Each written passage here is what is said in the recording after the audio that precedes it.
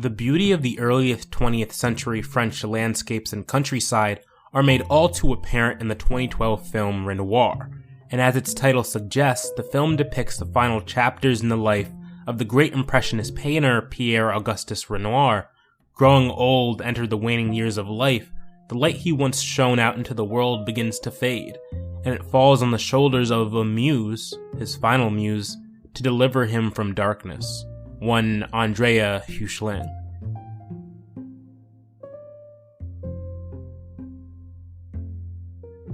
Andrea is a great beauty. Renoir is very much aware of this, and it's in this process of using her as the central model for his paintings that he makes a distinct and profound connection to the very thing that fuels his artistry and his work, defines the parameters through which he wishes to both analyze the world and come to terms with his own place in it. That thing is flesh.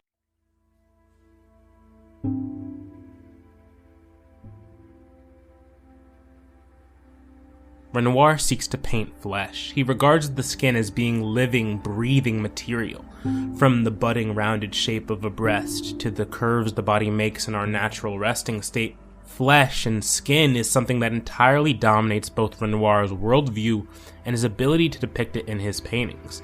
It's in this yearning for flesh that Renoir depicts something truly profound about the relationship between the artist of any medium, their subject matter, and their muse, the thing which they draw inspiration from. The Impressionist movement originated in France during the late 19th century, and its stylings were characterized by the visual impression of the moments they were capturing.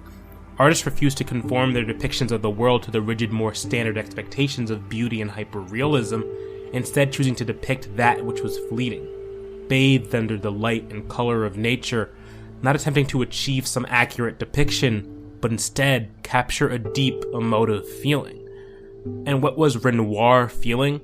Well, in the film, like anything other than a painter, he goes on to deny even the very concept, refusing to be referred to as an artist, but rather as a worker.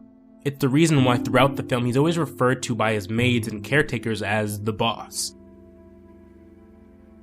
It seems a funny thing for an artist to want to so willingly separate themselves from the very thing they make and produce, from that very title. But I think it entirely has to do with how Renoir views the role of the human in achieving something worthwhile in their life. He defines a real profession, a true profession, as being one in which you use your hands to make something that will last. Through his art, Renoir uses his hands to capture what is beautiful about the world, and it's through his paintings that we are able to, years later, experience this beauty for ourselves.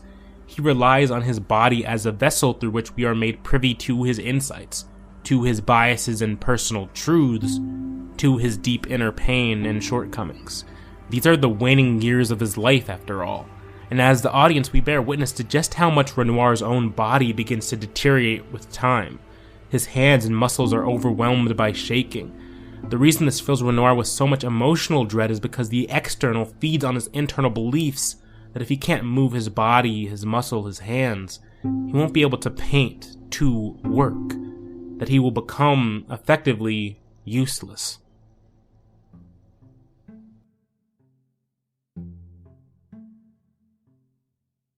This is why I think Renoir is so enamored with flesh, particularly Andrea's. Renoir is losing his ability to communicate, to say something profound about the world he is experiencing, losing control over the whims and wills of his own flesh, and so he seeks out to capture flesh of another, to capture skin that he deems to be perfect.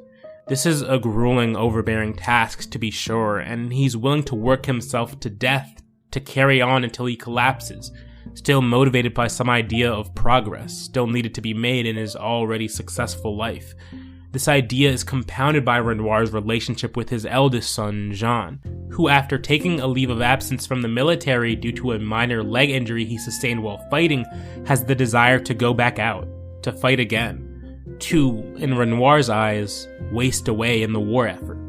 While Renoir is occupied with the concept of making things with his hands, he is also deeply troubled by his own son's willingness to unmake things with his hands, characterizing war as the true antithesis of the worker and, by proxy, the artist.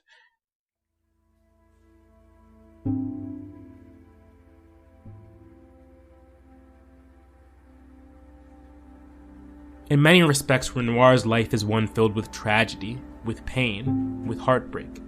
Yet he still has something profound to say about the way we choose to go on through life. He proposes this idea of the cork, traveling down a river, not choosing to go its own path, but under the mercy of the shifting stream and its currents, simply going with the flow, letting life lead it where it may. It's a theory that seems easy enough to understand, but in practice, the calming movements of a stream can easily give way to the violent horrors of a rushing torrent. In other words, life and the human condition is pain. There's no other way around it. But it's through this pain that great art retains its human identity and qualities, regardless of how real or surreal the form it's represented in truly is. Art can reach across time, transcend generations, and as we toil during our creative process with a pain all-encompassing, we can hope for a moment that something beautiful can be born of this struggle. Every man born to see the light of day must die, and our journey in reconciling with this can be a harrowing one. But eventually, that pain will pass, in one way or another, giving way to a deep inner beauty that remains.